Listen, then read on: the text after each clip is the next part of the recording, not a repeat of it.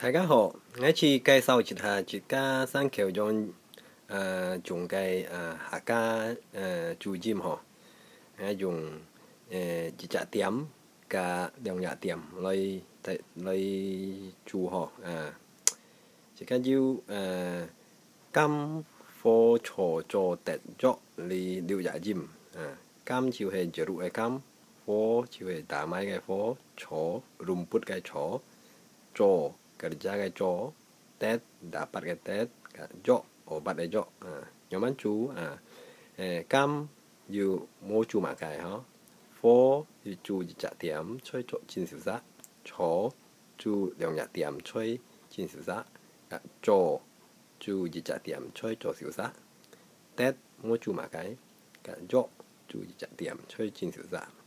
bị phong chỉ sử dụng gì hả chỉ cần dùng用hình dụng họ C hả bây giờ C chịu hệ C ngay cái C mua chủ mà cái giờ C kiến cái C hoặc tu ha chịu chú ý trả điểm bây giờ C chịu hệ mà tí cái C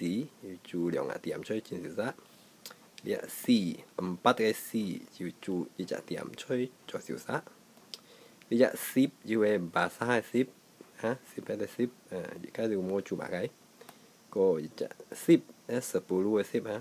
chỉ cái chủ trả tiền chơi nhau ha thì thấy cái chỉ đồ dưới dụng có gì thêm để nói dụng chỉ cái cho chỉ cái mail tiêu chuẩn ha chơi chỉ cái Hakka thian用人大家做交流哈用呢個標準可能會過好啊，大家要批重意見唔怕，你講一啲大家慢慢參詳感謝你，堂，拜拜。